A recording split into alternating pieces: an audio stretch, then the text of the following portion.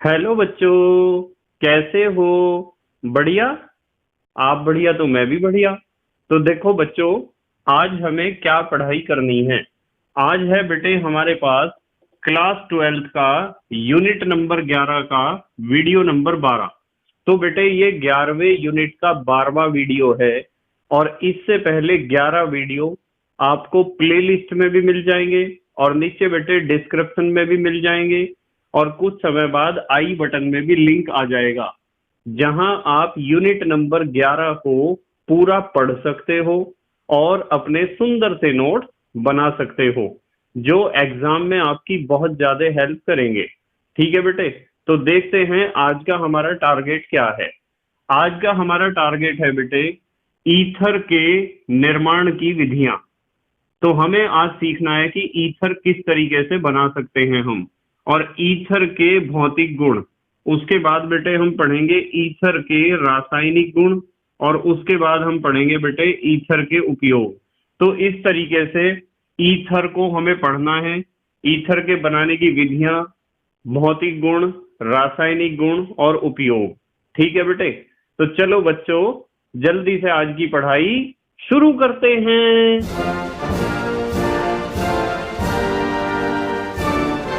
तो बेटे आज हमें पढ़ना है ईथर बनाने के तरीके। यानी कि आप यदि ईथर बनाना चाहते हैं तो किस किस तरीके से आप बना सकते हो, अर्थात ईथर के निर्माण की कौन कौन सी मुख्य विधियां हैं। ठीक है बेटे, तो हमने हेडिंग लिख रखी है ईथर के निर्माण की विधियां। तो सबसे पहली जो विधि हम सीखेंगे, नंबर 1, ध्यान से देखेंगे सब बच्चे। सबसे पहले हम सीखेंगे बेटे एल्कोहल के एल्कोहल के निर्जलीकरण द्वारा। एल्कोहल के निर्जलीकरण द्वारा। यदि हमारे पास कोई एल्कोहल है और उस एल्कोहल में से हम H2O अर्थात जल को निकाल देते हैं, तो हमारे पास बनता है ईथर। क्या बनता है बेटे? ईथर। जैसे देखो, ये रिएक्शन मैंने आपको पहले भी बता रखी है। मान लो आपके पास ये एल्कोहल है ROH। क्या है? एल्कोहल। और ये लिया हमने एल्कोहल का दूसरा अणु। तो एल्कोहल के कितने अणु लिए बेटे? 2 अणु लिए। और एल्कोहल के 2 अणुओं को हम गर्म करते हैं कंसंट्रेट H2SO4 के साथ 140 डिग्री सी पर। तो यदि आप अल्कोहल के अणु लो और 140 डिग्री सी पर उन्हें गर्म करोगे कंसंट्रेट H2SO4 की उपस्थिति में, तो बेटे मैंने पहले भी आपको बताया है कि इसमें से तो निकलेगा H और इसमें से निकलेगा OH। इस तरीके से तो ये क्या निकल जाता है? H2O निकल जाता है। और मेन प्रोडक्ट हमारे पास आता है ROR। क्या आता है? ROR। और आपको पता है ROR को ही हम क्या कहते हैं? ईथर। इसके बारे में पिछले वीडियो में समझाया था। ईथर का मतलब होता है जब ऑक्सीजन के दोनों तरफ एल्काइल ग्रुप प्रेजेंट हो या एराइल ग्रुप प्रेजेंट हो।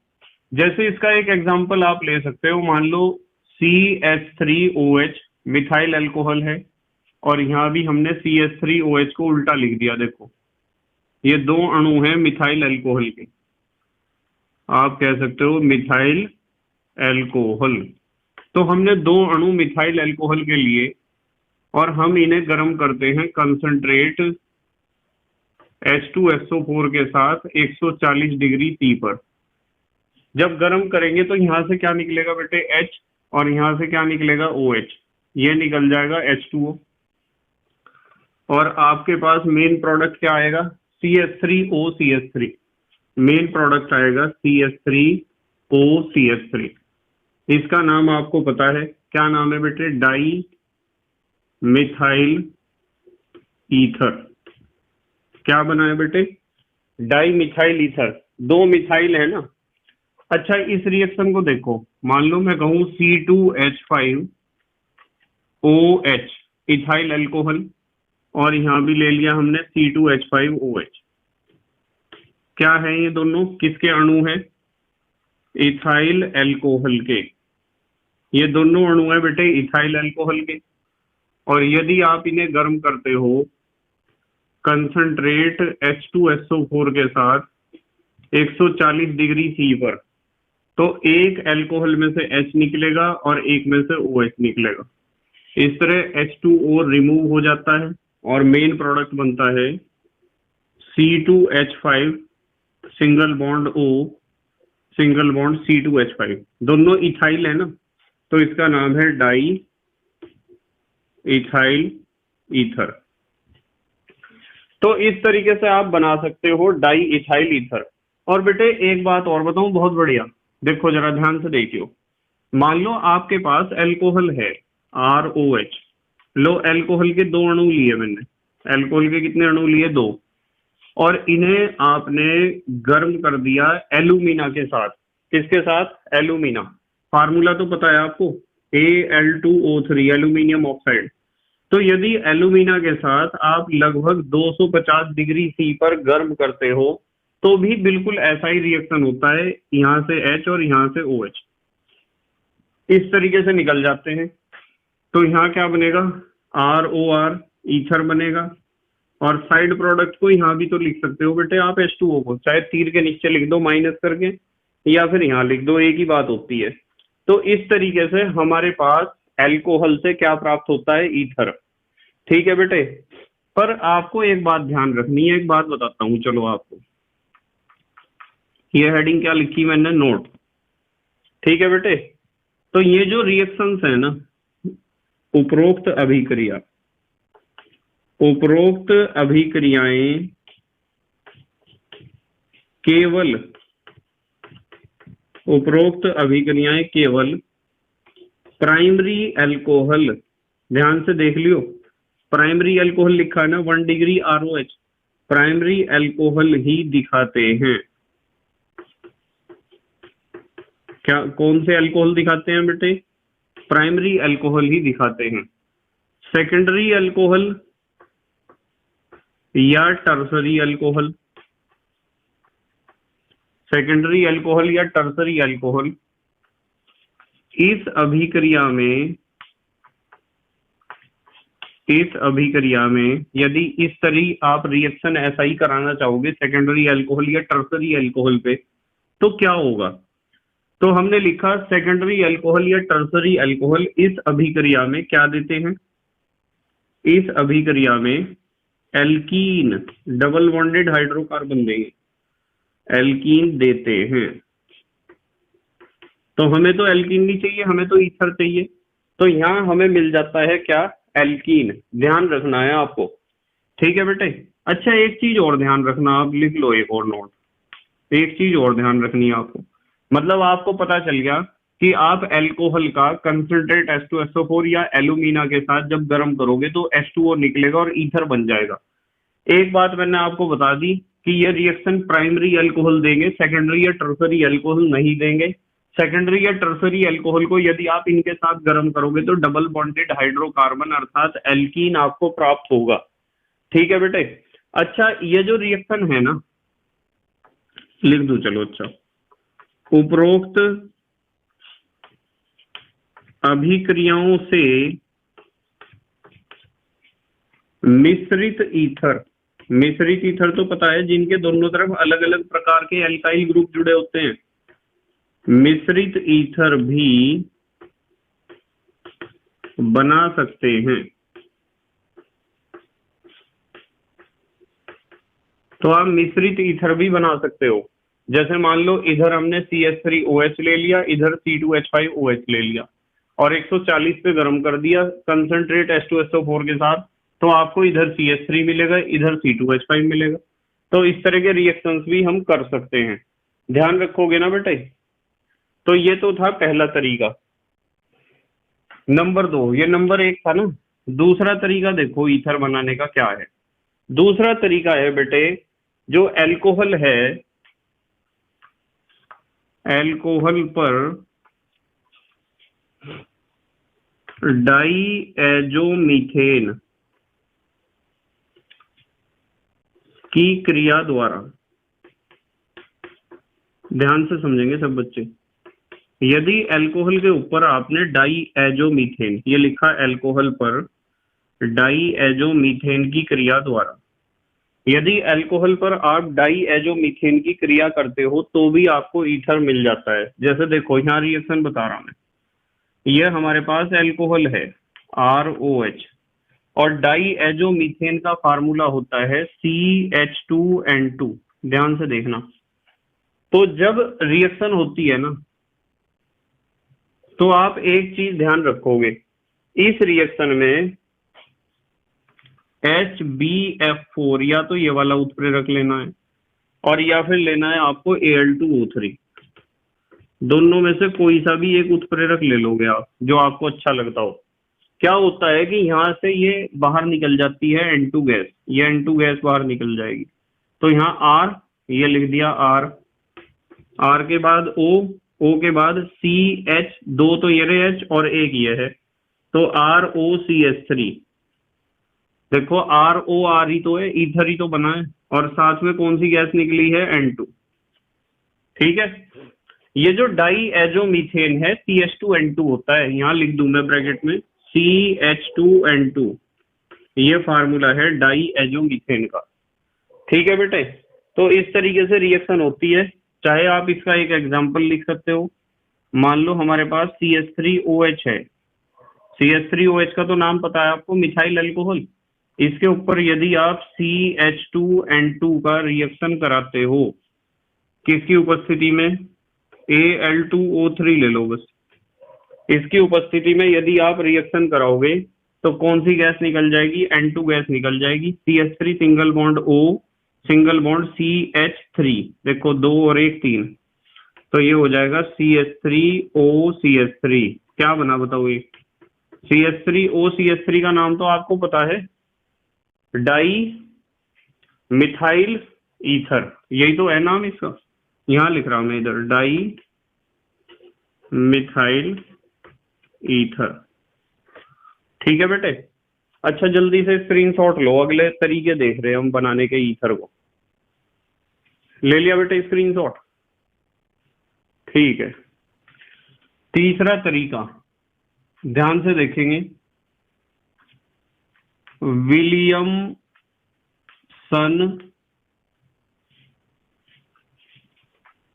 संश्लेषण। बताओ पढ़ा रखा है क्या ये रिएक्शन? विलियमसन संश्लेषण द्वारा। इंपॉर्टेंट रिएक्शन है क्योंकि इसमें वैज्ञानिक का नाम आया है इसलिए। तो विलियमसन संश्लेषण विधि में क्या करना है, हमें एक तो लेना है एल्काइल हैलाइड या हेलो एल्केन कह दो आप, और एक लेना है sodium alkoxide NaOR। Sodium alkoxide ले लो या पोटेशियम एल्कोक्साइड ले लो। ये क्या है बेटे? ये है एल्काइल हैलाइड। एल्काइल हैलाइड, एक तो एल्काइल हैलाइड लेना है और एक लेना है सोडियम एल्कोक्साइड। सोडियम की जगह आप पोटेशियम भी ले सकते हो। एक सोडियम एल्कोक्साइड लिया, तो इन दोनों को लेके आपको क्या करना है? गर्म करना है। हम इन्हें करेंगे गर्म। तो जब आप इन्हें गर्म करोगे तो यहां से X और यहां से NaX निकल जाएगा एज ए साइड प्रोडक्ट। यहां लिख दूं मैं, NaX निकला है as a side product. Main product बताओ, ROR। क्या बना है बेटे? ROR। पता है ना ROR का क्या मतलब होता है? ईथर, एल्काइल एल्काइल ईथर, आप इसका नाम लिख सकते हो। ठीक है बेटे, जैसे इसका एक एग्जांपल लेते हैं। चलो इसका एग्जांपल लेते हैं कि मान लो हमने इधर तो ले लिया C2H5Cl और यहां हमने ले लिया NaOCH3 ले लो। चलो इन दोनों को गर्म करेंगे। देखो ध्यान से, ये क्या है बताओ? इसे आप कहोगे C2H5 को आप कहते हो इथाइल और Cl को आप कहते हो क्लोराइड। इथाइल क्लोराइड लिया, और ये क्या है? Na को आप कहते हो सोडियम और CH3O को आप कहते हो मिथॉक्साइड, सोडियम मिथॉक्साइड। जब ये रिएक्शन होगी तो यहां से तो Cl निकलेगा और यहां से निकलेगा Na, ये निकल गया NaCl। मेन प्रोडक्ट आया C2H5OCH3, साथ में क्या निकला बेटे? NaCl निकला है as a side product.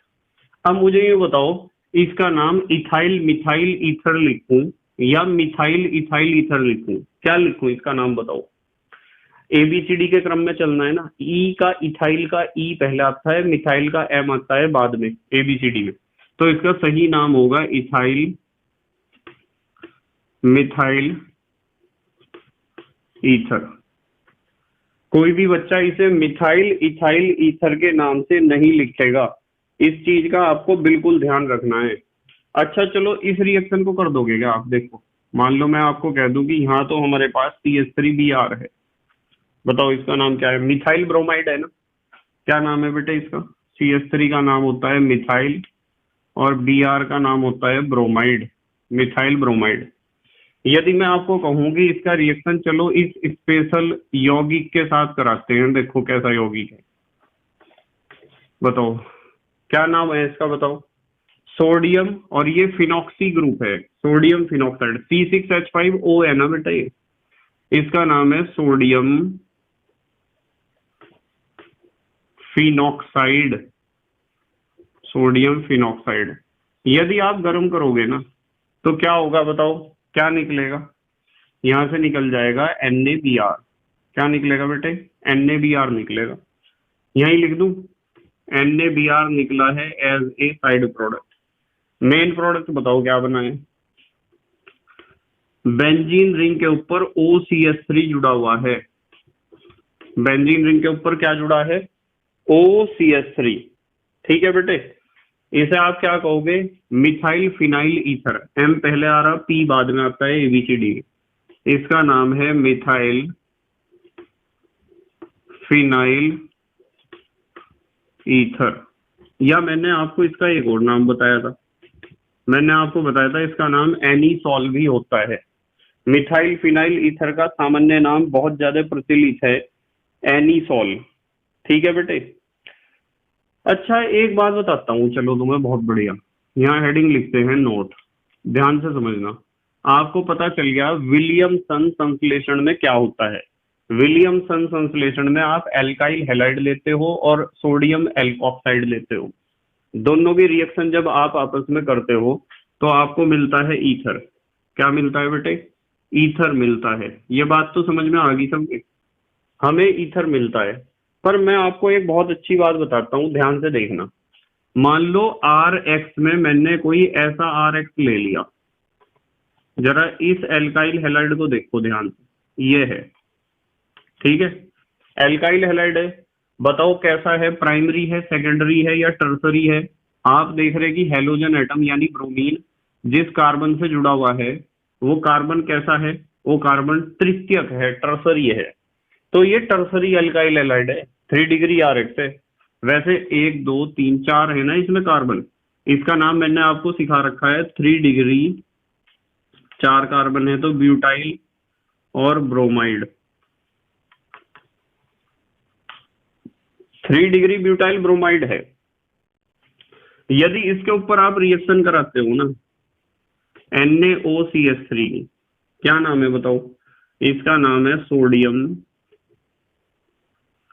CH3 है तो मैथ लिखूंगा, मिथॉक्साइड। मान लो सोडियम मिथॉक्साइड का रिएक्शन इसके ऊपर आप कराते हो तो होता क्या है, देखियो जरा ध्यान से। मतलब हम गर्म करेंगे तो क्या होगा, ये तो NaBr निकलेगा, अच्छी बात है, NaBr निकल जाएगा। पर इसमें और पता क्या होगा, ये विलोपन अभिक्रिया होगी एक तरह की। कैसी अभिक्रिया, विलोपन। यानी इसमें NaBr निकलेगा, चलो ठीक है मैंने लिख दिया, लो ये निकल गया NaBr। अब थोड़ा सा ध्यान से समझिए जरा। पर आप सोच रहे कि यहाँ जो है O बीच में आ जाएगा और फिर CH3 बनेगा, पर बेटे वास्तविकता में ऐसा होता नहीं है। होता पता क्या है, होता है ये कि यहाँ से जो है एक H निकल जाता है और यहाँ से H निकलता है, यहाँ से Br निकलता है, यहाँ से H निकलता है, यहाँ से Br। जो Br गया वो तो इसके साथ चला गया NaBr, और यहाँ से जो H निकला वो इसके साथ जाएगा, CH3OH बनाएगा। तो साथ में एक प्रोडक्ट बनता है CH3OH, यानी मिथाइल अल्कोहल बनेगा साथ में। अब यूं बताओ, एक Br तो उठ गया इस कार्बन पे से और H उठ गया इस कार्बन पे से, तो इस और इस कार्बन के बीच में डबल बॉन्ड आ जाएगा ना, तो क्या बनेगा प्रोडक्ट, ये प्रोडक्ट बनेगा CH3 डबल बॉन्ड CH2। तो ये एल्कीन बना है। क्या बना है बेटे? एल्कीन। तो मतलब कहने की बात यह है कि यदि आप एल्काइल हैलाइड के ऊपर सोडियम एल्कोक्साइड का रिएक्शन कराते हो तो ईथर मिलता है आपको, अच्छी बात है, ईथर मिलता है। पर ये रिएक्शन केवल प्राइमरी एल्काइल हैलाइड यानी 1 डिग्री RX ही देते हैं। यदि आप सेकेंडरी एल्काइल हैलाइड को लोगे या टर्सरी एल्काइल हैलाइड को लोगे तो आपको ईथर नहीं मिलेगा, डबल बॉन्डेड हाइड्रोकार्बन मिलेगा यानी एल्कीन मिलेगा। क्या मिलेगा बेटे? एल्कीन। ये एल्कीन मिला है हमें। नाम तो आप इसका बता दोगे कौन सा एल्कीन है। 1 2 3, 2 पे CH3 लिखा हुआ है, 2 मिथाइल प्रोपीन है इसका नाम। इसका नाम है 2, दूसरे नंबर पे मिथाइल है, किसके दूसरे नंबर पे? प्रोपीन के दूसरे कार्बन पे 2 मिथाइल प्रोपीन इसका नाम है, 2 मिथाइल प्रोपीन। तो हमें एक बात पता चली है कि क्या पता चला है बेटे? हमें पता चला है, यहां लिख दो इस बात को, द्वितीयक एल्काइल हैलाइड व तृतीयक एल्काइल हैलाइड से अच्छे परिणाम प्राप्त नहीं होते हैं।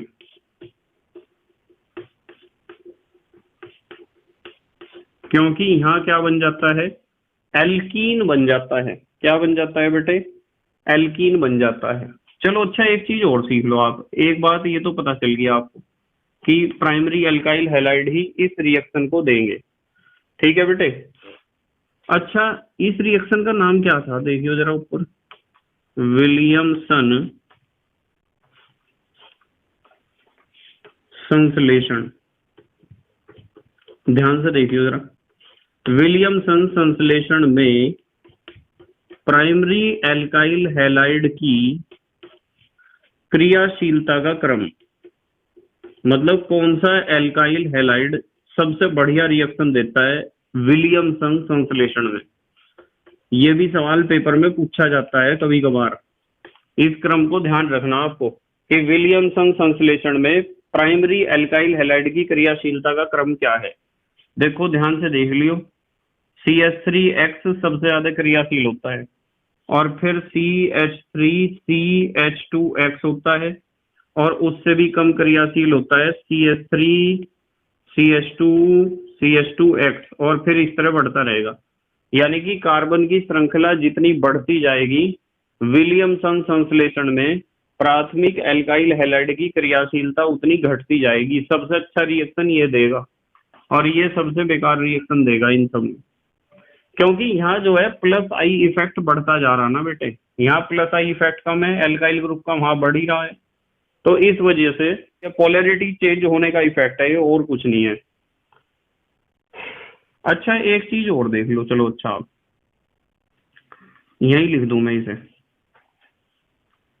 जो एल्काइल हैलाइड है ना बेटे, एल्काइल हैलाइड यानी RX, ये एल्काइल हैलाइड लिख दिया या RX लिख दिया, इनमें विलोपन होता है। तो यदि कोई आपसे पूछता है ना कि इनके विलोपन की प्रवृत्ति का क्या क्रम है, देखो विलोपन अभिक्रिया हुई थी ना टर्सरी में, तो मैं आपको बताता हूं कि सबसे ज्यादा विलोपन जो दिखाएगा ना वो टर्सरी एल्काइल हैलाइड दिखाएगा, उससे कम सेकेंडरी एल्काइल हैलाइड और सबसे कम primary alkyl halide. Primary alkyl halide ने विलोपन अभिक्रिया ना के बराबर दिखाई है, इसलिए प्राइमरी एल्काइल हैलाइड से ही हमें ईथर मिले हैं। सेकेंडरी और टर्सरी एल्काइल हैलाइड से हमें ईथर मिलने की बजाय डबल बॉन्डेड हाइड्रोकार्बन मिलेगा, क्योंकि उनमें विलोपन होता है बहुत ज्यादा। ठीक है बेटे। अच्छा, स्क्रीनशॉट लो जल्दी से आप। ले लिया बेटे स्क्रीनशॉट? ठीक है बेटे, चौथा तरीका हमें पढ़ना है, एल्काइल हैलाइड को शुष्क सिल्वर ऑक्साइड के साथ गर्म करके, तो यदि आप एल्काइल हैलाइड को शुष्क सिल्वर ऑक्साइड के साथ गर्म करते हो तो भी आपको क्या मिल जाता है? ईथर मिल जाता है। ये भी एक बहुत अच्छा तरीका है। देखो मैं समझाता हूँ कैसे। मान लो आपके पास एल्काइल हैलाइड है आर, मैंने लिए बेटे एल्काइल हैलाइड के दो अणु और इन्हें गर्म करना है सिल्वर ऑक्साइड के साथ Ag2O। तो जब आप सिल्वर ऑक्साइड के साथ गर्म करोगे तो क्या होगा कि ये दोनों हैलोजन और ये दोनों Ag ये निकल जाएंगे। क्या निकला बताओ? -2 AgX। दो अणु सिल्वर हैलाइड के निकल गए और मेन प्रोडक्ट ROR। क्या बना बेटे? ROR। ROR क्या है? ईथर है। तो इस तरीके से आप ईथर बना सकते हो। जैसे इसका एक एग्जांपल लिख सकते हो आप।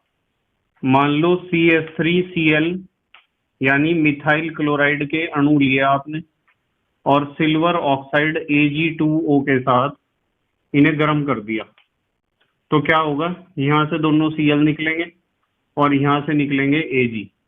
-2 AgCl निकलेगा एज ए साइड प्रोडक्ट और मेन प्रोडक्ट आएगा CH3OCH3। नाम तो पता ही है आपको इसका क्या है? क्या नाम है बेटे? Die methyl ether. इसका नाम है बेटे डाई मिथाइल ईथर। तो इस तरीके से आप एल्काइल हैलाइड को शुष्क सिल्वर ऑक्साइड के साथ गर्म करके भी ईथर बना सकते हो। ठीक है बेटे। एक और तरीका सीखो। अच्छा, निम्न ईथर से, निम्न ईथर का मतलब जिस ईथर में कार्बन परमाणुओं की संख्या कम हो, निम्न ईथर से उच्च ईथर का निर्माण। तो निम्न ईथर से उच्च ईथर का निर्माण भी आप कर सकते हो।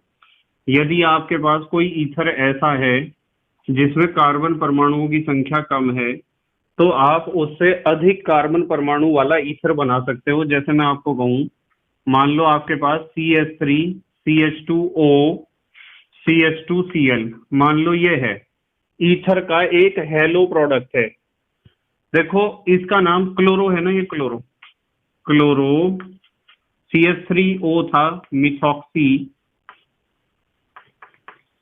और दो कार्बन है तो इथेन। आपको पता है कम वाला एल्कोक्सी और ज्यादा वाला एल्केन। एक कार्बन था मिथॉक्सी और दो कार्बन इथेन, पर मिथॉक्सी पे क्या जुड़ गया? Cl, तो इसलिए मैंने कहा है क्लोरो मिथॉक्सी इथेन। यदि इसका रिएक्शन आप ग्रिग्नार्ड के साथ करा दोगे ना, देखो CH3MgCl, पता है ना आपको क्या है ये? ग्रिग्नार्ड, ग्रिग्नार्ड रिएजेंट है। क्या है बेटे? ग्रिग्नार्ड रिएजेंट, ग्रिग्नार्ड अभिकर्मक। तो आपको ध्यान रखना है यहाँ से Cl और यहाँ से MgCl, मतलब ये चीज निकलेगी। देखो समझ में आ रहा क्या आपके? ये निकलेगा, क्या निकला बताओ? ये MgCl2 निकला है ना, मैग्नीशियम क्लोराइड। तो ये निकला हमारा MgCl2 और मेन प्रोडक्ट बताओ। चलो मैं MgCl2 को यहाँ लिख देता हूँ। मैग्नीशियम क्लोराइड निकला है as a side product. Side product को आप तीर के नीचे माइनस करके भी लिख सकते हो। मेन प्रोडक्ट दो कार्बन ऑक्सीजन और दो कार्बन, यानी कि दो कार्बन को मिला के आप ऐसे भी तो लिख सकते हो, फिर ऑक्सीजन और फिर दो कार्बन। तो क्या बना बताओ? डाई इथाइल ग्रुप ही तो जुड़े हुए दोनों तरफ, डाई इथाइल ईथर, या आप कह सकते हो इथॉक्सी इथेन। तो ये भी एक अपने आप में बहुत अच्छा तरीका है ईथर बनाने का। तो बेटे ईथर बनाने के तो ये 5 तरीके आपको ध्यान रखने हैं, बहुत इंपॉर्टेंट तरीके हैं। अब हम बात करेंगे भौतिक गुण की। यहां में हेडिंग लिख रहा भौतिक गुण या फिजिकल प्रॉपर्टीज, कि ईथर कौन कौन से भौतिक गुण दिखाते हैं। ध्यान से समझेंगे सब बच्चे कि ईथर कौन कौन से भौतिक गुण दिखाते हैं। सबसे पहली बात आपको ध्यान रखनी है कि जो निम्न ईथर होते हैं ना, निम्न ईथर का मतलब समझते हो आप? निम्न ईथर का मतलब होता है ऐसा ईथर जिसमें कार्बन परमाणुओं की संख्या क्या होती है? बहुत कम होती है। तो निम्न ईथर की खासियत ये होती है कि ये रंगहीन होते हैं,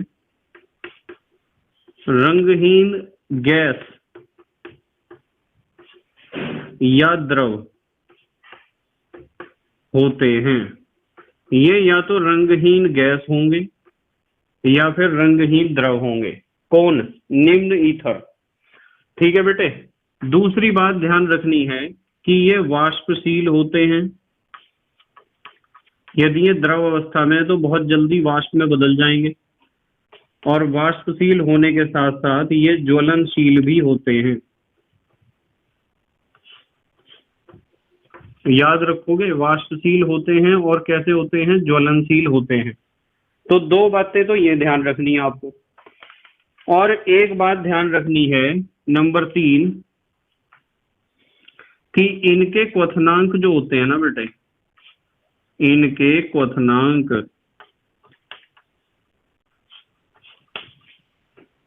अल्कोहल से, अल्कोहल ही तो लिखा बेटे, अल्कोहल से कम होते हैं। इनके क्वथनांक अल्कोहल से कम होते हैं। यदि समान कार्बन परमाणु वाला कोई अल्कोहल लोगे और समान कार्बन परमाणु वाला कोई ईथर लोगे, यानी अल्कोहल और ईथर दोनों ऐसे हैं जिनमें कार्बन परमाणुओं की संख्या बराबर है, तो उनमें अल्कोहल का क्वथनांक तो ज्यादा होगा और ईथर का कम होगा। क्यों होगा ईथर का कम? आप बता सकते हो। ईथर का क्वथनांक अल्कोहल से कम क्यों होता है? इसका कारण पता क्या है बेटे? इसका कारण यह है कि अल्कोहल में तो बनते हैं हाइड्रोजन बॉन्ड, आपको सिखाया था मैंने अल्कोहल में, और ईथर में हाइड्रोजन बॉन्ड नहीं बनते। तो हमने लिखा है इनके क्वथनांक अल्कोहल से कम होते हैं, क्योंकि, पूरा कर दूं इसे, क्योंकि इनमें हाइड्रोजन बॉन्ड नहीं बनते, इनमें हाइड्रोजन बॉन्ड नहीं बनते हैं, कर दो चलो, इनमें हाइड्रोजन बॉन्ड नहीं बनते हैं। ठीक है बेटे। अच्छा, एक चीज ध्यान रखनी है हमेशा, सारे कार्बनिक यौगिकों की एक खासियत है कि ज्यादातर कार्बनिक यौगिक जल में कम घुलनशील या अघुलनशील होते हैं। जल में कम घुलनशील होते हैं ये ईथर। वे कार्बनिक विलायकों में, कार्बनिक विलायकों में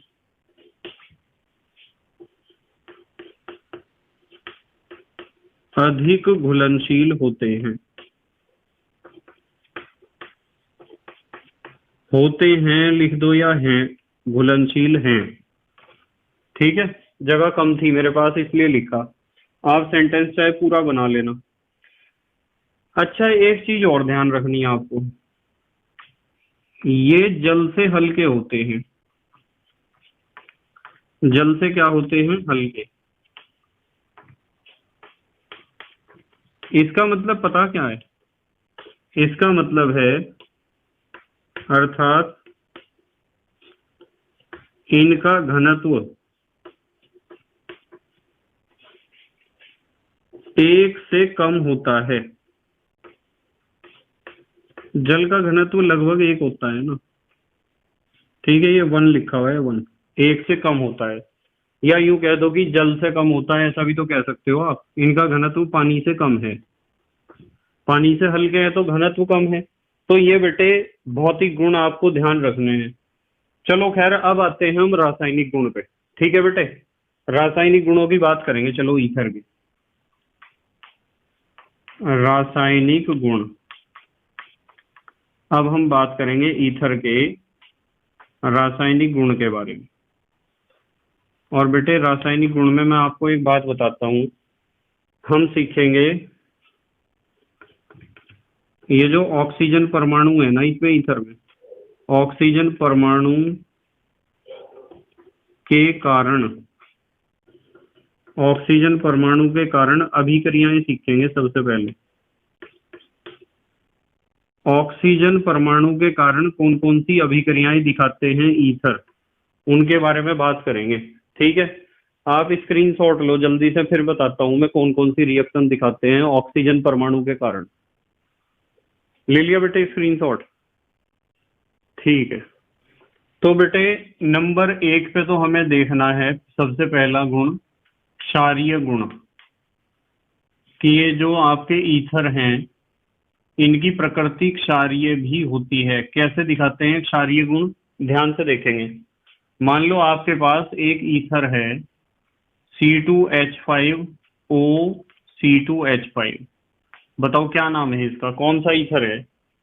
ये है डाई मिथाइल, मिथाइल नहीं है बेटे, कितने कितने कार्बन हैं? दो दो कार्बन है, तो मिथाइल की जगह आप क्या लिखोगे? इथाइल। तो ये है बेटे डाई इथाइल ईथर, यही तो है बेटे। मान लो आपके पास एक ईथर है डाई इथाइल ईथर, और यदि इसका रिएक्शन आप करा देते हो, मान लो आपके पास ठंडा HCl है, ठीक है, ठंडा है और सांद्र है कंसंट्रेट HCl। तो आपको पता है HCl क्या है? एसिड। और एसिड की आदत क्या होती है? H पॉजिटिव आयन रिलीज करने की। तो ये अपना H पॉजिटिव आयन रिलीज करेगा, इसलिए मैं इसे कहूंगा कि ये एसिड है। जो अपना H पॉजिटिव आयन छोड़ देता है, त्याग देता है, उसे तो हम कहते हैं अम्ल। और जो H पॉजिटिव आयन को ग्रहण कर लेता है उसे कहते हैं क्षार। यह परिभाषा दी गई थी लॉरी और ब्रॉन्स्टीड के द्वारा। सबसे पहली परिभाषा अम्ल और क्षार की आर्हीनियस ने दी थी, आपको पता होगा। उसने कहा था कि किसी भी पदार्थ को आप पानी में घोल दो, पानी में घोलने से यदि वो पदार्थ H पॉजिटिव आयन देता है तो वो एसिड है, और यदि वो रिलीज करता है OH नेगेटिव आयन तो वो बेस है। पर फिर वैज्ञानिक आए लॉरी और ब्राउनस्टीड, उन्होंने कहा कि जो प्रोटॉन को छोड़ता है, प्रोटॉन को आप H पॉजिटिव भी कह सकते हो, या H पॉजिटिव को आप प्रोटॉन भी कह सकते हो। जो प्रोटॉन को छोड़ता है वो एसिड है, और जो ग्रहण करता है वो बेस है। तो HCl तो एसिड है, सबको पता है, क्योंकि HCl है एक स्ट्रॉन्ग एसिड, प्रबल अम्ल।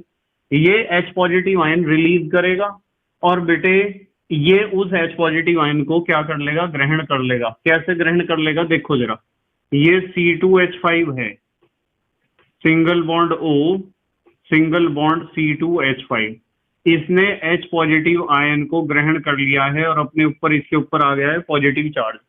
तो ये इतना हिस्सा तो बना पॉजिटिव चार्ज वाला, और यहाँ क्या बचा? ये Cl नेगेटिव बचा। ये Cl नेगेटिव भी इसके साथ जुड़ जाएगा आयनिक बंध के द्वारा। किसके द्वारा बेटे?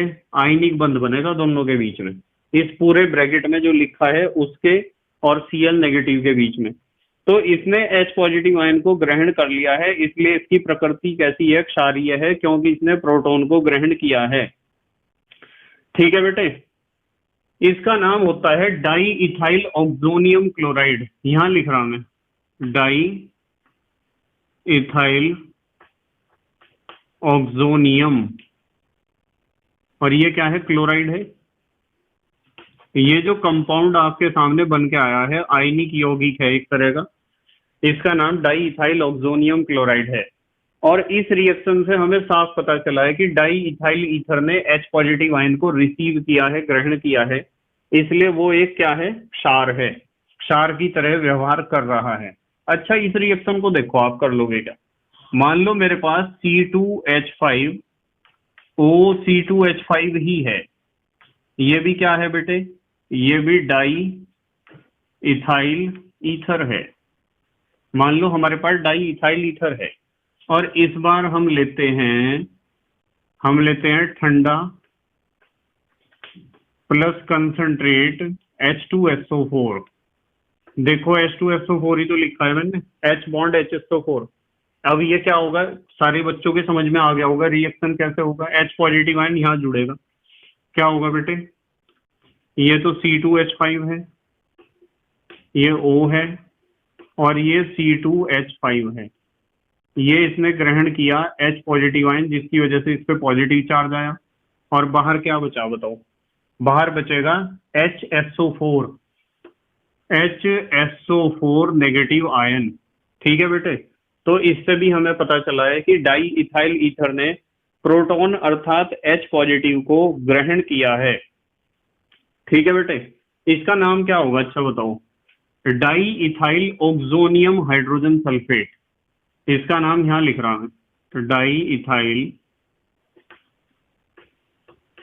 ऑक्सोनियम हाइड्रोजन सल्फेट, यही तो होगा बेटे इसका नाम, di ethyl oxonium hydrogen sulphate, ये इसका नाम होगा। तो इससे पता चला है हमें इसका बेसिक नेचर या क्षारीय गुण, किसका, ईथर का।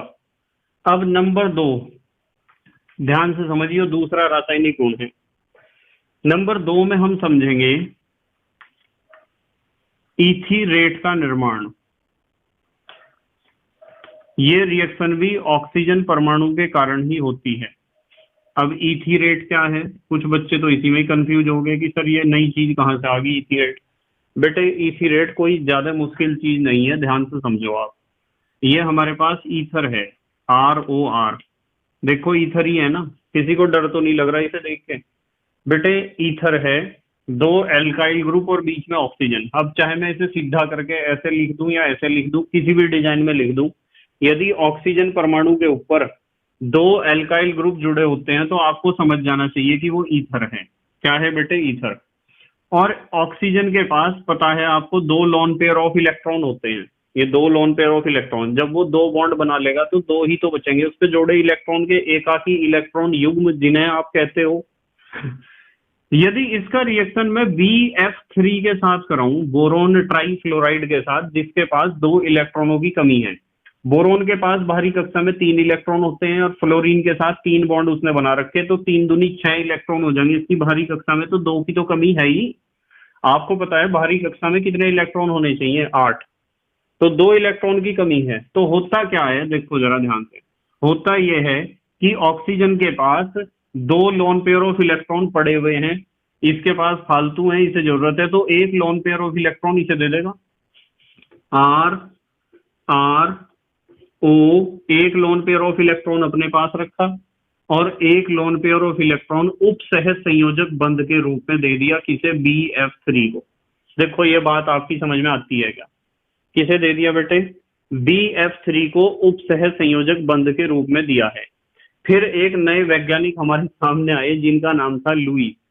लुईस ने कहा था जो इलेक्ट्रॉन के जोड़े को डोनेट करता है वो बेस होता है, क्षार होता है, और जो इलेक्ट्रॉन के जोड़े को ग्रहण करता है वो एसिड होता है।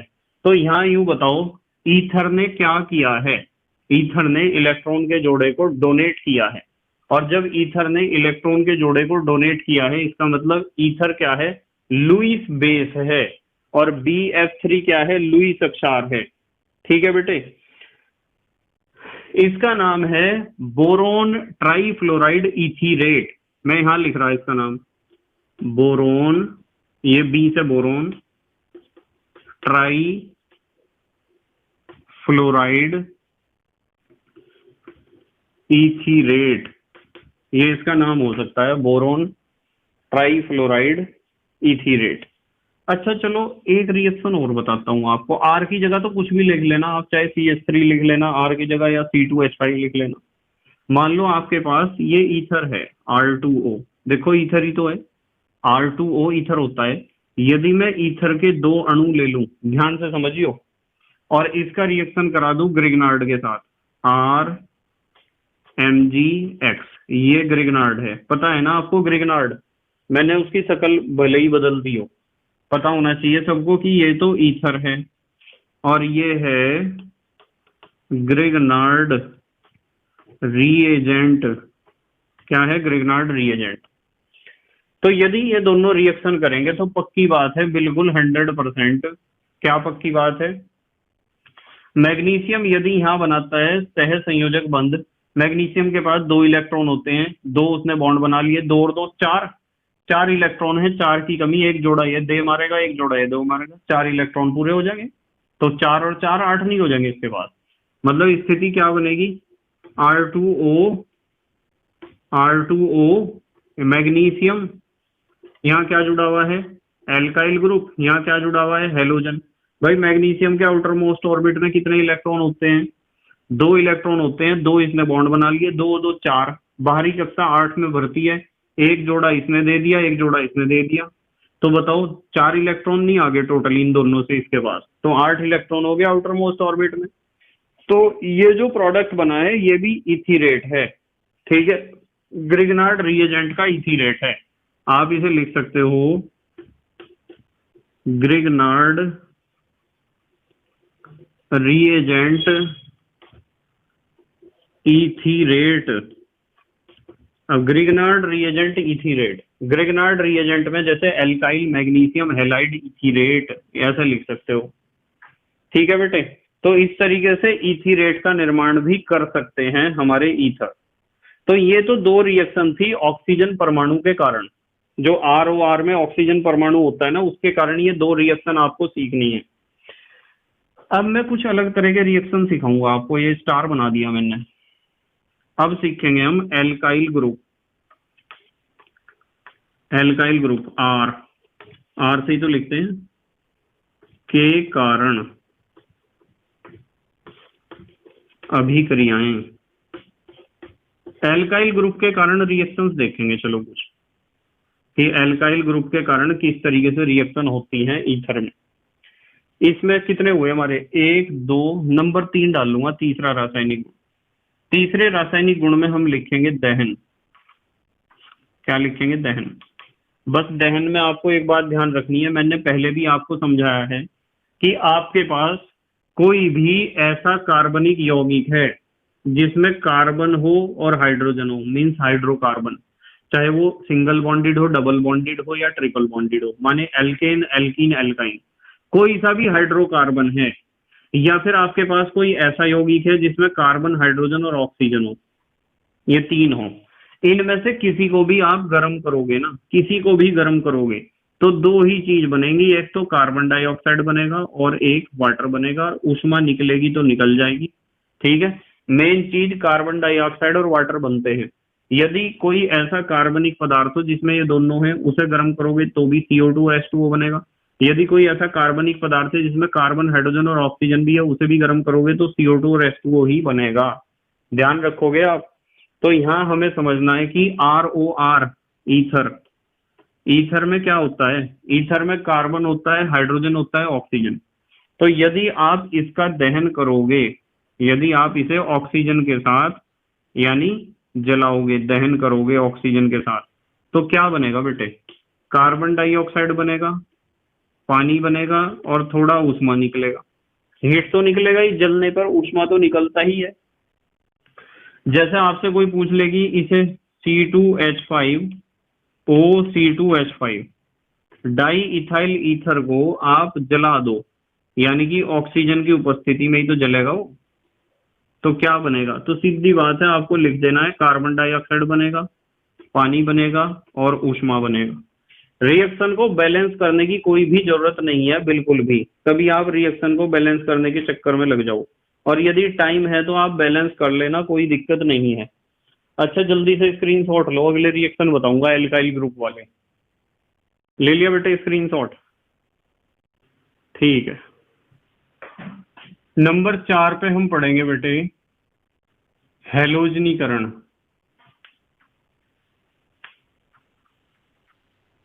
क्या पढ़ेंगे बेटे, हैलोजनीकरण, या आप इसे कह सकते हो हैलोजिनेशन। ध्यान से समझेंगे सब बच्चे, हैलोजनीकरण या हैलोजिनेशन बहुत सिंपल सा रिएक्शन है। एक चीज ध्यान रखनी है आपको, बस देखो CH3 CH2O CH2 CH3, नाम बताओ इसका क्या है, इसका नाम है, दो है ना कार्बन दोनों तरफ, डाई इथाइल ईथर, ये है डाई इथाइल ईथर। ध्यान रखना है कि जो ऑक्सीजन परमाणु के जस्ट बराबर वाला कार्बन होता है उसे कहते हैं अल्फा, और इससे अगले वाले को कहते हैं बीटा। तो जब ये अल्फा हुआ तो इधर वाले को आप अल्फा डैश कह दो और इसे कह दो बीटा डैश। इससे अगला होगा तो गामा होगा, उससे आगे भी होगा तो डेल्टा होगा। इस तरीके से अल्फा बीटा गामा डेल्टा, थोड़ा सा ये ध्यान रखना है। यदि आप इसके ऊपर रिएक्शन करा देते हो क्लोरीन का, ये लिख दिया, क्लोरीन का रिएक्शन कराना और डार्क यानी अंधेरे में कराना है। यदि क्लोरीन का रिएक्शन अंधेरे में कराओगे तो क्या होगा, तो होगा बेटे ये कि रिएक्शन अल्फा कार्बन पे होगी, यहाँ और यहाँ, यहाँ और यहाँ रिएक्शन होगी, एक एच और दो Cl, यानी कि दो तो H और दो ही Cl आपस में मिलके क्या बना के निकलेंगे, 2HCl। देखो 4 Cl है ना, यहाँ एक H और यहाँ से एक H निकलेगा और दो Cl, दो HCl निकल जाएंगे। जो H की जगह खाली हुई है वहां क्या आ जाएंगे, Cl आ जाएंगे, एक Cl यहाँ आ जाएगा, एक Cl यहाँ, तो ये बनेगा CH3। ये CH ही तो बचा है, यहाँ क्या बचा बेटे, CH, क्योंकि एक H तो Cl के साथ निकल गया HCl बना के, पर जो H निकला है उसकी जगह कौन आया है, Cl। इसी तरीके से यहाँ जो H निकला है उसकी जगह Cl आया है। तो इस तरह का कंपाउंड हमें मिलता है। ये जो कंपाउंड मिलता है इसका नाम है डाइक्लोरो डाई इथाइल ईथर। भाई डाइक्लोरो, दो क्लोरो आगे ना, किसके ऊपर आगे, डाई इथाइल ईथर के ऊपर। पर सवाल यह है कि ये दो क्लोरो आए कहाँ हैं, ये आए हैं अल्फा पोजीशन पे और अल्फा डैश के ऊपर। तो आप इन्हें लिख सकते हो alpha alpha dash, alpha alpha dash die chloro di ethyl ether, ये बना है प्रोडक्ट। पर यदि बेटे मैं आपको यूं कह दूं कि मान लो हमारे पास क्या है, हम इस रिएक्शन को कुछ अलग परिस्थितियों में कराते हैं, 10Cl2 लिख दिया और सूर्य के प्रकाश की उपस्थिति में कराते हैं। तो सूर्य के प्रकाश की उपस्थिति में या किसी भी लाइट की उपस्थिति में क्या होता है, देखो 3 और 2 5, 3 और 2 5, 5 और 5 10, 10 ही तो हाइड्रोजन है, और 10 के 10 हाइड्रोजन, 10 के 10 हाइड्रोजन, 10 लिख दूं यहाँ, 10 Cl के साथ निकल जाएंगे, ये 20 Cl है, 10 दूनी 20, और वहां क्या होगा, यहाँ भी क्या होगा, पांचों हाइड्रोजन की जगह Cl आ जाएगा और वहां भी पांचों हाइड्रोजन की जगह Cl आ जाएगा। तो यहाँ प्रोडक्ट बनेगा आपके पास C2Cl5 लिख दूं, भाई दो कार्बन है, हाइड्रोजन 3 और 2 5 थे, मैंने पांचों Cl लिख दिए, सिंगल बॉन्ड यहाँ भी C2Cl5। इस तरह का प्रोडक्ट हमें मिलता है। ये जो प्रोडक्ट हमारे पास आया है जिसमें 10 क्लोरीन है, इसे कहते हैं पर क्लोरो डाई इथाइल ईथर। इसका नाम है, यहां लिख दूं, पर क्लोरो डाई इथाइल ईथर। और कुछ बच्चे जो ज्यादा इतराते हैं वो लिखते हैं पर की जगह डेका, डेका माने 10, deca chloro di ethyl ether, वे ऐसे लिखते हैं नाम। ठीक है, कुछ बुक्स में पहला नाम दिया हुआ है, कुछ में दिया हुआ है दूसरे वाला नाम। तो पहला जो हमने पढ़ा था रिएक्शन, कितने हमने रिएक्शन पढ़ लिए, 4 पढ़ लिए ना। पहले जो 2 हमने रिएक्शन पढ़े, 2 गुण पढ़े, वे पढ़े ऑक्सीजन परमाणु के कारण, और फिर तीसरा और चौथा पढ़ा हमने एल्काइल ग्रुप के कारण। किसके कारण बेटे, एल्काइल ग्रुप, आर के कारण। अब हमें जो रिएक्शन पढ़ने हैं वे कुछ अलग तरह के पढ़ने हैं, ध्यान से देखना, सबसे ज्यादा यही रिएक्शन पूछे जाते हैं जो मैं अब पढ़ाऊंगा। कार्बन और ऑक्सीजन के बीच का जो बॉन्ड है ना, ये वाला टूटना है बॉन्ड, बॉन्ड के कारण अभिक्रियाएं। अब हम देखेंगे कि जो कार्बन और ऑक्सीजन के बीच का बॉन्ड है, उस बॉन्ड के कारण कौन कौन सी रिएक्शंस हैं। कितने हमने गुण पढ़ लिए, 4 पढ़ लिए। तो नंबर 5 पे हम पढ़ेंगे डाइल्यूट H2SO4, डाइल्यूट माने तनु, डाइल्यूट H2SO4 से क्रिया। यह सच बात तो यह है कि इस रिएक्शन का नाम है जल अपघटन। डाइल्यूट H2SO4 की उपस्थिति में ईथर का जल अपघटन हो जाता है। क्या हो जाता है, जल अपघटन। तो यहाँ लिखा डाइल्यूट H2SO4 से क्रिया, और यहाँ लिख दिया जल अपघटन। होना तो जल अपघटन ही है, देखो कैसे होना है, आपके एकदम समझ में आएगा। ये है हमारे पास ईथर, क्या है ईथर। जब आप इसका रिएक्शन डाइल्यूट H2SO4 से कराओगे तो डाइल्यूट H2, ये लिख दिया मैंने, डाइल्यूट H2SO4।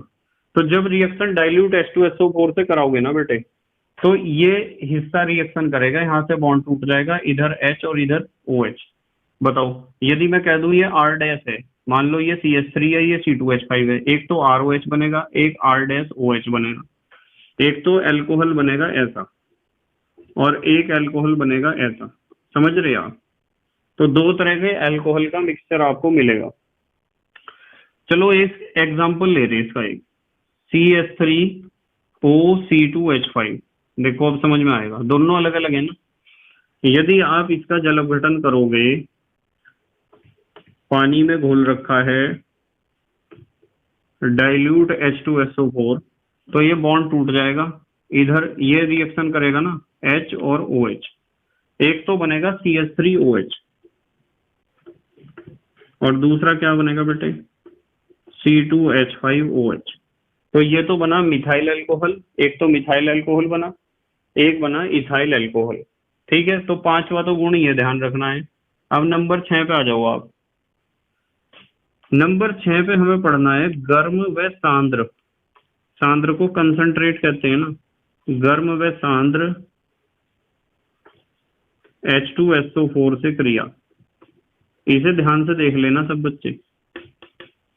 गर्म व सांद्र H2SO4 से कैसे क्रिया करता है ईथर, ध्यान से देखेंगे सब बच्चे बिल्कुल। देखो यहां से समझा रहा, ये ईथर है, ये क्या है बेटे, ईथर। हमने लिखा गर्म है प्लस सांद्र है, कौन, H2SO4। देखो H2SO4 को ऐसे लिखना सिखाया था ना मैंने। तो गर्म व सांद्र में दोनों बॉन्ड टूट जाएंगे, ध्यान से देखो। H बॉन्ड HSO4, HSO4 इस तरह जुड़ेगा, HSO4 इस तरह जुड़ेगा। तो एक तो बनेगा आपका RHSO4। यदि मैं इसे R डैश कर दूं तो एक तो बनेगा RHSO4, एक बनेगा R dash HSO4 plus side product क्या निकला, H2O। तो एक दोनों एल्काइल हाइड्रोजन सल्फेट बनेंगे। क्या बनेंगे, एल्काइल हाइड्रोजन सल्फेट। चलो एक एग्जांपल से समझते हैं। मान लो दोनों तरफ एक जैसे एल्काइल ग्रुप है ना, तो दो अणु बन जाएंगे। जैसे मैं आपको कह दूं कि मान लो इधर भी C2H5 है और इधर भी C2H5 है, दोनों तरफ डाई इथाइल ईथर है, और हम क्या कर रहे, इसे गर्म कर रहे कंसंट्रेट H2SO4 के साथ। तो यदि आप इसे कंसंट्रेट H2SO4 के साथ गर्म करोगे तो दोनों बॉन्ड टूटेंगे, पक्की बात है। इधर H, इधर HSO4, इधर H, इधर HSO4, ऐसे ही तो होगा बेटे। तो C2H5HSO4, C2H5HSO4, दो अणु बनेंगे C2H5HSO4 के, और साइड प्रोडक्ट क्या निकलेगा, H2O। तो C2H5HSO4 का नाम तो बता दोगे आप, क्या नाम होगा बेटे इसका, इसका नाम होगा ethyl hydrogen sulphate. Ethyl hydrogen sulphate के दो अणु बनेंगे। ठीक है बेटे, तो इस तरीके से आपको ये रिएक्शन करनी है। H2SO4 से क्रिया ठंडे से कैसे हुई, गर्म से कैसे हुई, तनु से कैसे हुई, सांद्र से कैसे हुई। ठीक है बेटे, अच्छा जल्दी से स्क्रीनशॉट लो आप। ले लिया बेटे स्क्रीनशॉट, ठीक है। नंबर 7, 7वें नंबर पे हम पढ़ेंगे ठंडे HI हाइड्रोजन आयोडाइड से क्रिया। ठंडे HI से क्रिया, ठंडे हाइड्रोजन आयोडाइड से कैसे क्रिया होती है, ध्यान से देखेंगे सब बच्चे, बिल्कुल ध्यान से। बहुत अच्छा रिएक्शन है। मान लो आपके पास ये ईथर है ROR, और इसका रिएक्शन करना है आपको HI से। HI से रिएक्शन करना है, ये लिख दिया मैंने, ठंडा HI है। ध्यान से समझेंगे सब बिल्कुल। यदि ठंडे HI से आप रिएक्शन करते हो तो एक बॉन्ड टूटेगा, इधर H और इधर I। बताओ क्या बना, एक तो बना ROH। ROH तो पता है आपको क्या होता है, ROH होता है एल्कोहल, प्लस दूसरा क्या बना RI, नाम पता है, एल्काइल आयोडाइड या आयोडो एल्केन भी आप इसे कह सकते हो। जैसे इसका एक एग्जांपल ले लो, मान लो मैं आपको कह दूं C2H5O C2H5 है। ठीक है, क्या नाम है बेटे बताओ, डाई इथाइल ईथर, ये है। इसका रिएक्शन यदि आप HI से करते हो, जो एक ठंडा HI है, हाइड्रोजन आयोडाइड ठंडा आपने लिया है, तो ये बॉन्ड टूट जाएगा, इधर तो H और इधर I, एक तो बनेगा C2H5OH। दूसरी चीज बताओ क्या बनेगी? ये तो C2H5OH बन गया, एक बनेगा C2H5I, यही तो बनेंगे बेटे। इसका नाम बताओ क्या है? C2H5 को आप क्या कहते हो? इथाइल। OH को क्या कहते हो? एल्कोहल, इथाइल एल्कोहल, या इथेनॉल कह दो, आपकी मर्जी है। ये क्या बना बेटे? ये बना है इथाइल। आई को क्या कहते हैं? आयोडाइड। तो इथाइल एल्कोहल और इथाइल आयोडाइड का मिक्सचर आपको मिलेगा। तो इस तरीके से क्रिया होती है ठंडे HI से। अच्छा चलो एक चीज और सीख लो आप नंबर 8 पे। चलो गर्म HI से देखते हैं कैसे रिएक्शन होती है। गर्म HI से क्रिया, यदि हाइड्रोजन आयोडाइड आपके पास गर्म है तो रिएक्शन कैसे प्रोसीड करेगी? ईथर के ऊपर। ठीक है, ध्यान से देखेंगे। मान लो ये आपके पास है ROR, ध्यान से देखियो, ईथर है ना। ईथर के ऊपर जब आप गर्म HI का रिएक्शन कराते हो तो HI के 2 अणु अभिक्रिया में भाग लेते हैं। कितने अणु? 2 अणु। ध्यान से देखियो, बिल्कुल ये बॉन्ड टूटेगा, यहाँ H और यहाँ I, ये बॉन्ड टूटेगा, यहाँ H और यहाँ I। बताओ खेल समझ में आ रहा क्या? यदि ये दोनों एल्काइल ग्रुप अलग अलग तरह के हुए तो RI, एक तो बनेगा RI और एक बनेगा R'। यदि दोनों तरफ उपस्थित एल्काइल ग्रुप अलग अलग हो, जैसे ये CH3 हो, ये C2H5 हो, ये क्या बना बीच में? बताओ, बीच में क्या है? जल, H2O। तो H2O निकलेगा एज ए साइड प्रोडक्ट। चलो इसका एक एग्जांपल देखते हैं, एक एग्जांपल कर रहे, चलो इसका CH3O C2H5, बताओ नाम। मिथाइल इथाइल ईथर लिखूं या इथाइल मिथाइल ईथर लिखूं? ABCD में चलोगे, E पहले M बाद में। इसका नाम होगा इथाइल मिथाइल ईथर, ये है। या IUPAC में नाम बता दोगे इसका? IUPAC में इसका नाम होता है मिथॉक्सी इथेन। कम वाला एल्कोक्सी और ज्यादा वाला एल्केन। सिखा रखी है ना ये बात। क्या होगा? ये बॉन्ड टूटेगा, ये बॉन्ड टूटेगा, इधर H इधर I, इधर H इधर I, एक तो बना CH3I, एक तो बना CH3I प्लस, और क्या बना बताओ? एक बना C2H5I, C2H5I प्लस, और क्या बना? H2O, एक बना जल का अणु H2O। इसका नाम बताओ क्या है? इसका नाम है, CH3 को हम कहते हैं मिथाइल और I को कहते हैं आयोडाइड। ये तो बना मिथाइल आयोडाइड। और ये क्या बना बेटे? ये बना इथाइल आयोडाइड। वो तो H2O है, उसका तो पता ही है आपको। ठीक है, तो इस तरीके से गर्म HI से क्रिया करता है ईथर। अब आ जाओ आप 9वें रासायनिक गुण पे, नंबर 9। अब हम सीखेंगे फास्फोरस पेंटाक्लोराइड से क्रिया। फास्फोरस पेंटाक्लोराइड से कैसे क्रिया करता है ईथर, ध्यान से देखेंगे।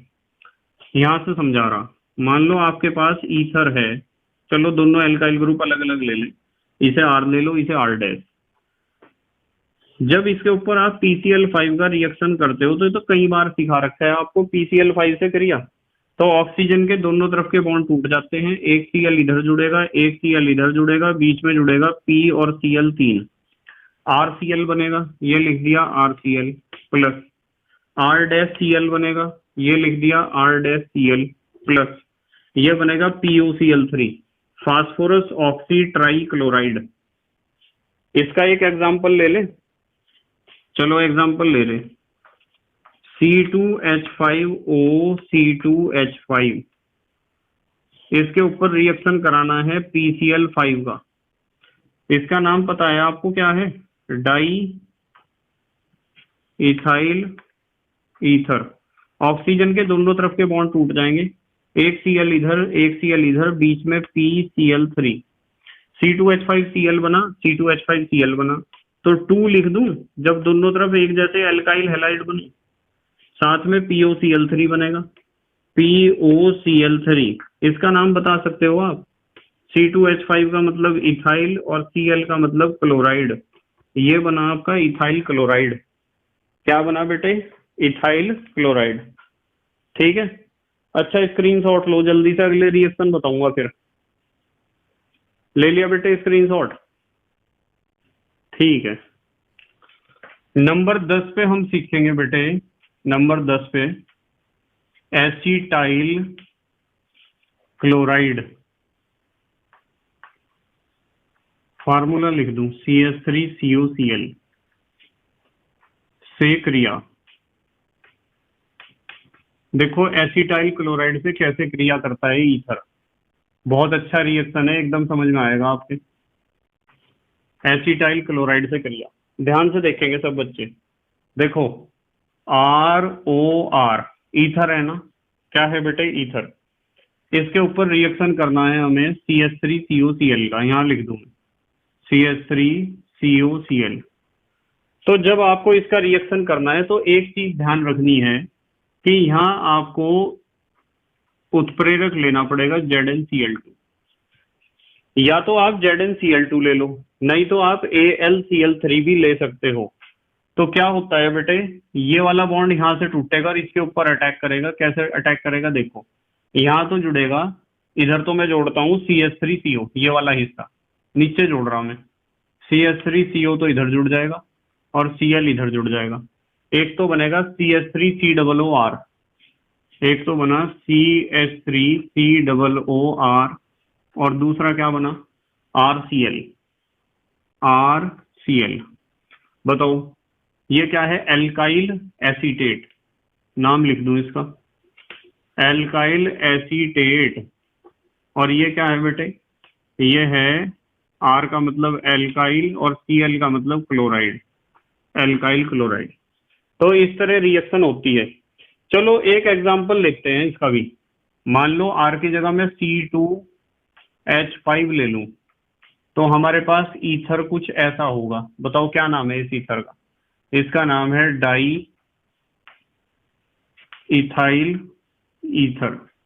यदि डाई इथाइल ईथर के ऊपर आप CH3COCl का रिएक्शन करोगे, AlCl3 की उपस्थिति में इसे गर्म करोगे, तो यहां से अटैक इस तरह करना है, इस तरह करना है अटैक।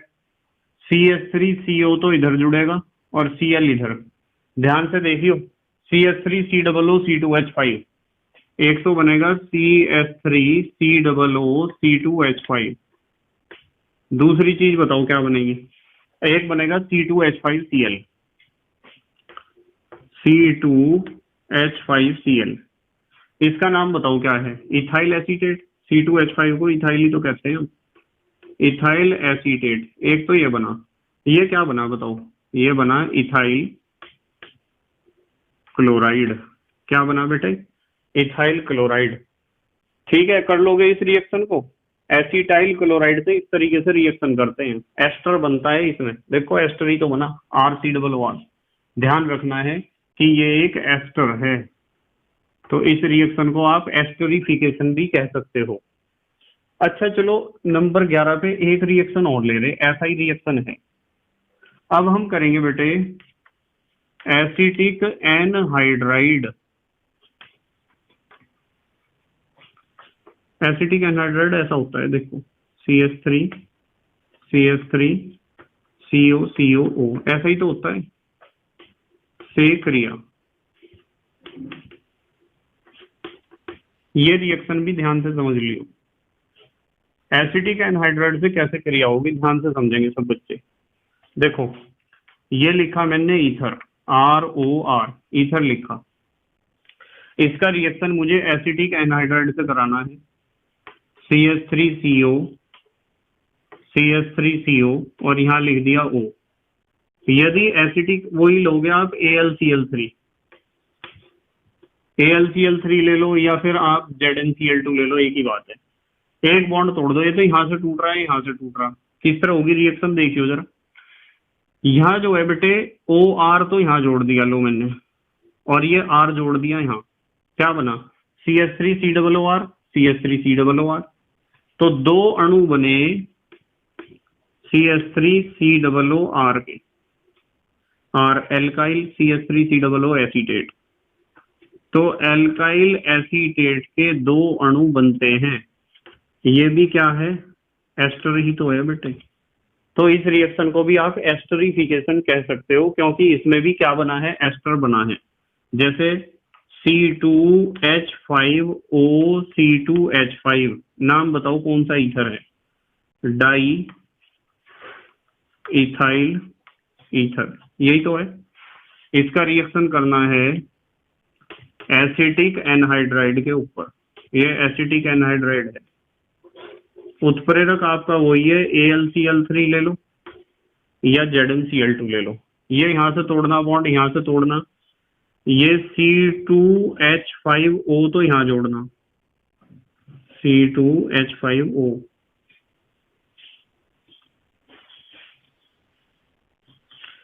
और C2H5 यहां जोड़ना है, C2H5 COOCH3 C2H5 COOCH3, दो अणु बने C2H5 COOCH3 के, ठीक है।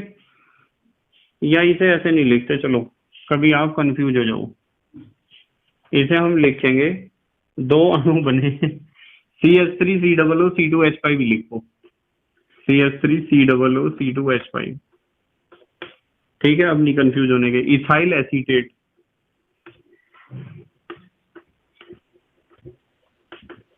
इथाइल एसीटेट के दो अणु बने हैं, ठीक है बेटे।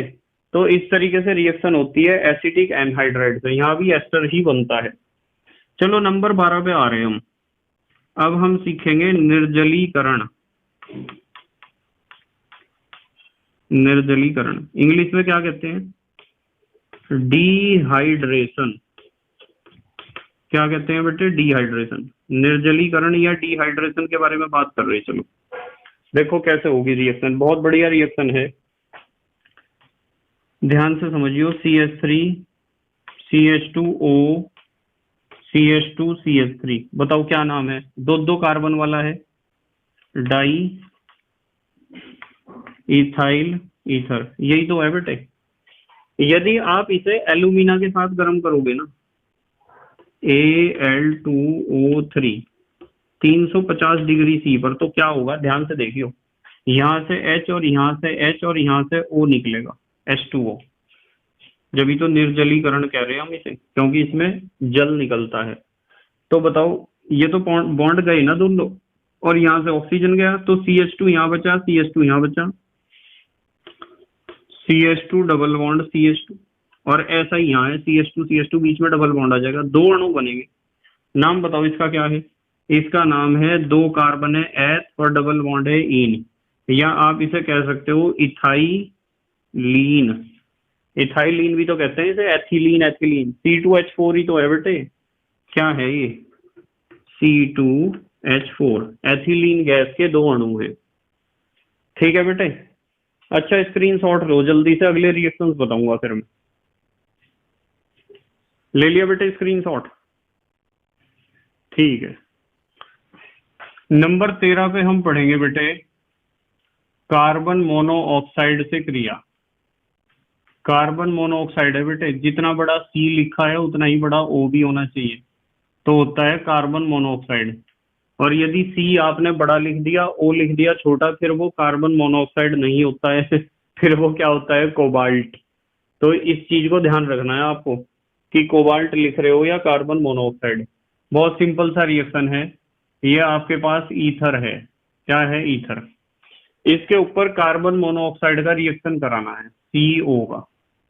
बस एक चीज आपको ध्यान रखनी है कि आप यहाँ BF3 को उत्प्रेरक की तरह प्रयोग करोगे, और इसके साथ थोड़ा सा HgO भी लोगे, HgO ये लिख दूं, थोड़ा थोड़ा सा लोगे HgO, ठीक है।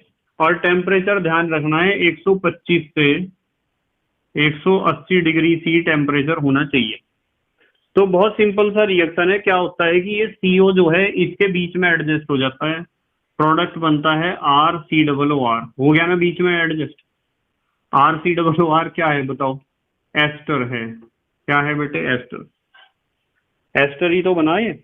तो इस तरह बनता है एस्टर, जिसे आप कह सकते हो alkyl alkanoid. Alkyl alkanoid, alkyl alkanoate, IUPAC नाम है बेटे इसका, एल्काइल एल्केनोएट।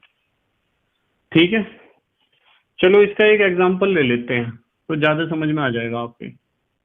मान लो CH3OCH3 लिया हमने, इसे आप कहोगे डाई मिथाइल ईथर।